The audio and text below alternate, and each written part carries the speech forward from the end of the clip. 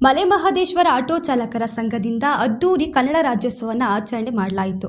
ನಗರದ ಸಂತೆಮರಹಳ್ಳಿ ವೃತ್ತದ ಆವರಣದಲ್ಲಿ ಶ್ರೀ ಮಲೆ ಮಹದೇಶ್ವರ ಆಟೋ ಚಾಲಕರ ಸಂಘದ ವತಿಯಿಂದ 69ನೇ ಕನ್ನಡ ರಾಜ್ಯೋತ್ಸವವನ್ನು ಅದ್ದೂರಿಯಾಗಿ ಆಚರಿಸಲಾಯಿತು.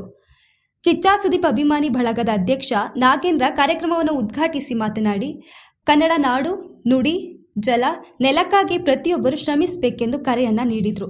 ಕನ್ನಡಿಗರು ಪರಭಾಷೆ ವ್ಯಾಮೋಹವನ್ನು ತ್ಯಜಿಸಿ ಮಾತೃಭಾಷೆ ಕನ್ನಡಕ್ಕೆ ಅಗ್ರಸ್ಥಾನ ನೀಡಿ ಪ್ರತಿಯೊಬ್ಬ ಮಕ್ಕಳಿಗೂ ಕನ್ನಡ ಭಾಷೆಯಲ್ಲಿ ಶಿಕ್ಷಣ ನೀಡಬೇಕೆಂದು ತಿಳಿಸಿದರು. ಧ್ವಜಾರೋಹಣ ನೆರವೇರಿಸಿದ ನಗರಸಭಾ ಸದಸ್ಯ ಶಿವರಾಜು ಸಿಎಂ ಮಾತನಾಡಿ, ಕನ್ನಡ ಭಾಷೆಗೆ 2000 ವರ್ಷಗಳ ಇತಿಹಾಸವಿದ್ದು ಕನ್ನಡ ಭಾಷೆಯನ್ನು ಉಳಿಸಿ ಬೆಳೆಸಲು ಪ್ರತಿಯೊಬ್ಬರು ಮುಂದಾಗಬೇಕೆಂದು ತಿಳಿಸಿದರು.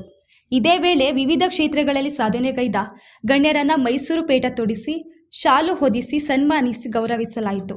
ಇದೇ ಸಂದರ್ಭದಲ್ಲಿ ಎಸ್ಪಿ ಬಾಲಸುಬ್ರಹ್ಮಣ್ಯಂ, ಗಾನ ಗಂಧರ್ವ ಸಾಂಸ್ಕೃತಿಕ ಕಲಾ ವೇದಿಕೆಯ ಅಧ್ಯಕ್ಷ ಎಚ್ಎಂ ಶಿವಣ್ಣ ಹಾಗೂ ತಂಡದವರಿಂದ ಕನ್ನಡ ಪರ ಗೀತ ಗಾಯನ ಕಾರ್ಯಕ್ರಮವನ್ನು ನಡೆಯಿತು. ಕಾರ್ಯಕ್ರಮದ ಪ್ರಯುಕ್ತ ಸಾರ್ವಜನಿಕರಿಗೆ ಅನ್ನ ಸಂತರ್ಪಣೆಯನ್ನು ನೀಡಲಾಯಿತು.